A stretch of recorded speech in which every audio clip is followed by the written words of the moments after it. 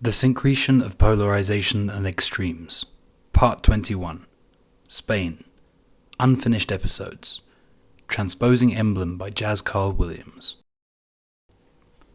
Prólogo. I am the exhumación de Franco. I've never been to the Valle de los Caídos before, una parte simbología de la época franquista. But here I am, looking down at his tomb, his grave simply engraved, Francisco Franco.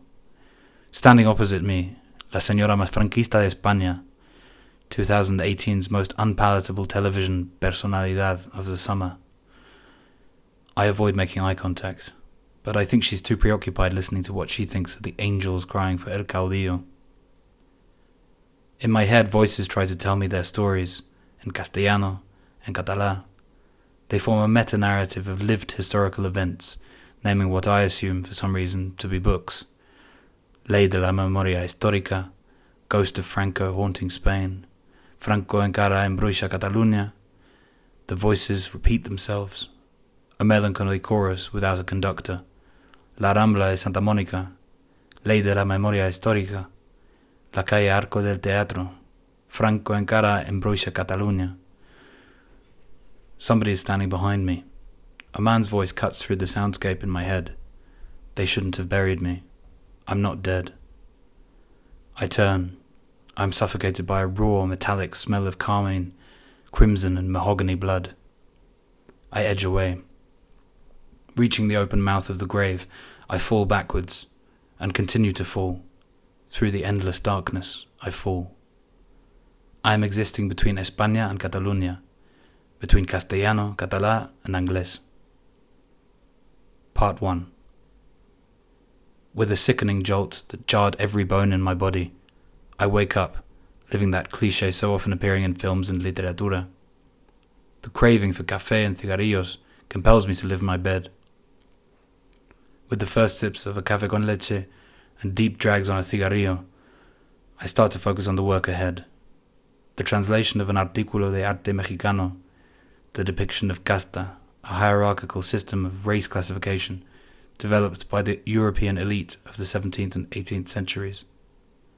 I stare at the words on the screen, letting my mind turn back the time to the summer of 2017.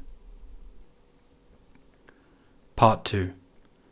If you stand on Plaza del Castillo in Pamplona, facing the emblematic Avenida de Carlos III el Noble, you will notice an imposing and ominous presence, a building with a dome roof with 3 crosses reaching towards the sky. It is el 3 de agosto, and I have barely lived in the city for a week after moving from Manchester, England, if I recall correctly. I walked towards it under an angry sun, determined to raise the temperature below the low 30s. One of my ways of exploring the cities of Spain and Italy was to simply walk towards whatever caught my attention. The square in front of this building was empty, devoid of the European and American tourists I had left behind on the Avenida. The monument, Sala de Exposiciones, was closed, coupled with the absence of any advertising for the exhibitions being held there. Those who walked by flashed disapproving looks at me as I struggled against the sunlight to find a way of photographing the structure. Not long after, I spoke with a local. I went to the Sala de Exposiciones, but I couldn't see when it was open or what is being exhibited, I explained. It's not open. It's one of Franco's buildings. It's just called the Sala de Exposiciones. Si fuera tú, yo no diría nada sobre el momento a la gente de aquí, my 20-something companion warned me. In fact, my visit had been to what is El Monumento a los Caídos, Monument to the Fallen, a censored ejemplo de la simbología de la época franquista and the Civil War. I had stood in the shadow of Franco without even realizing it. Someone once told me that the Monumento didn't appear on any tourist maps of the city. I'm not sure if that's true or not. This was not the only time I was silenced. I remember the evening of El 4 de Octubre, a bar in Lo Viejo, the old town of Pamplona. Small talk between myself and another man. Do you like living in Pamplona? He inquired. Yeah, I lied. Longing for life in a much larger city had started the day I sat on Plaza del Castillo in the rain. I like living in Spain. The bartender made his way over to us and fixed his eyes on me, leaning in towards me. Tú no vives en España. Tú vives en el País Vasco, ¿vale? Ten cuidado con lo que digas, Chicho. Warnings delivered with a slight smile are always the most threatening. There I was, pushed to the point of silence and in self-censorship by the shadows of history. Part 3. I arrived in Barcelona at the end of May 2018, escaping the dark grey clouds of Pamplona.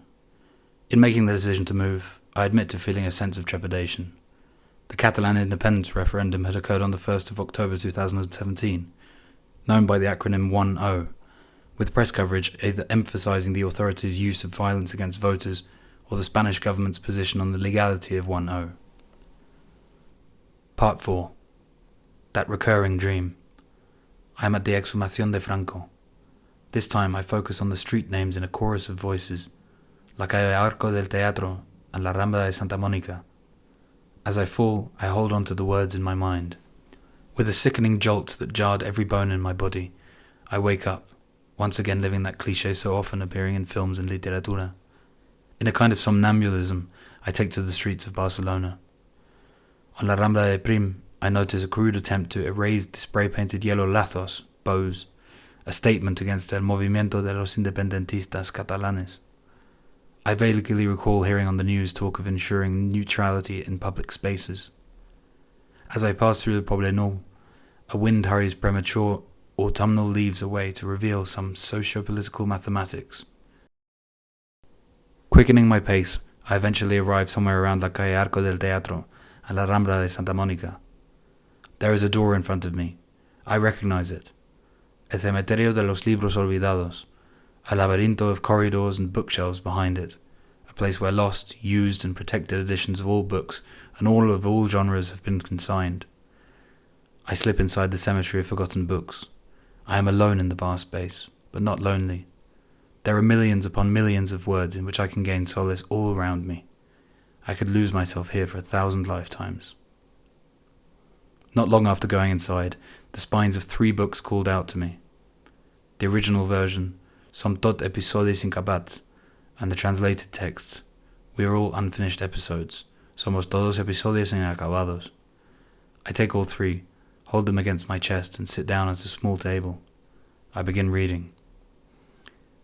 The Festa Nacional de Catalunya, or La Diada of 2018, saw about 1 million people take to the streets to call for independencia, continuing on an endless march.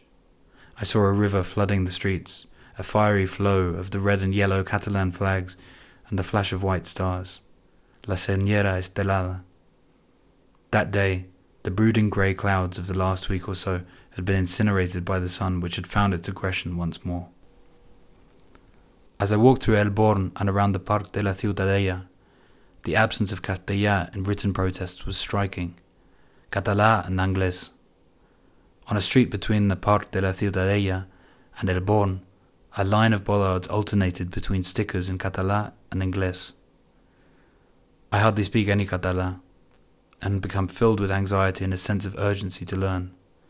Reproaching myself for not making more of an effort, I try to rationalize with myself. I have only been here for 3 months. That's no time at all. But right now, I cannot escape the feeling.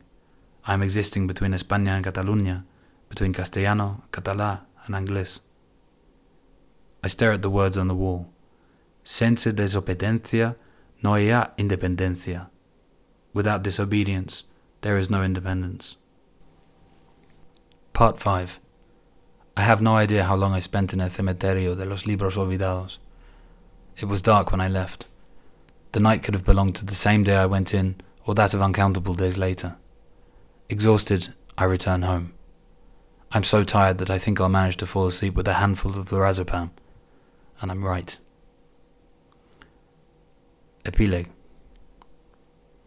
I am the Exhumación de Franco. I've never been to the Valle de los Caídos before, una parte simbología de la época franquista. But here I am, looking down at his tomb, his grave simply engraved, Francisco Franco. In my head, voices trying to tell their stories. In Català, I'm existing between España and Catalunya, between Català and Anglès. Someone is standing behind me. It's you. You turn and walk outside. I follow you. You're standing at the end of a street, by an old lamppost decorated with a single lasso groc. I run to you. I left after nearly 10 years, and a year later, you're the only one that I want. The only one that these tears are for. The only one I want to walk with in the shadow of the wind.